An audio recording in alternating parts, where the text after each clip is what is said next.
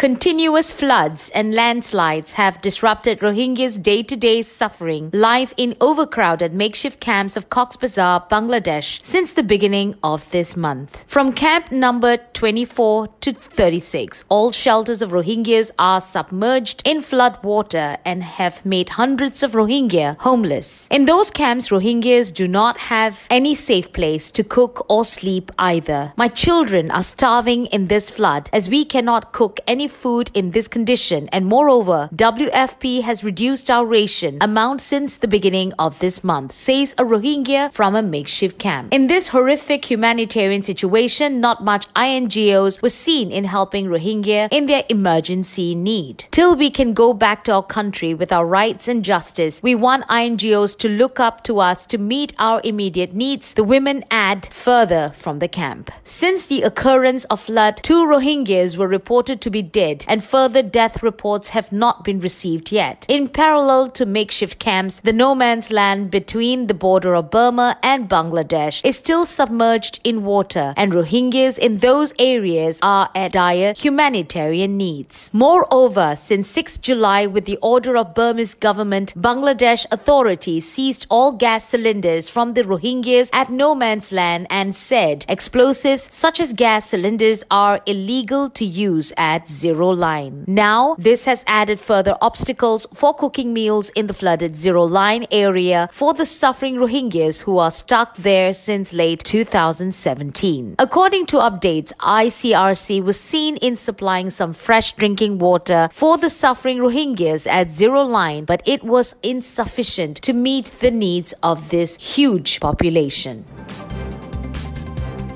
The United Nations Special Envoy on Burma has met with Cardinal Charles Bo and other religious leaders on internal conflicts that continue to plague the nation, particularly the Rohingya crisis in Arakan state. Myen Swe, a Buddhist and president of Religions for Peace Myanmar, said Christine Schraner Bergener discussed ongoing peace and reconciliation efforts on July 9th in the country's commercial hub Yangon. This included the importance of freedom of movement and access to education for more than 100,000 inhabitants of internally displaced person IDP camps Arakan. Myen Swe provided a briefing about community-led projects in conflict-torn areas. He said the UN envoy acknowledged challenges the country is facing in its transition from decades of military rule to democracy. Al-Hajj I. Luin from a Yangon-based Islamic school said he stressed the need to improve access to education for children in the IDP camps. I told her to convey a message to the government to allow students from the camps who pass their matriculation exams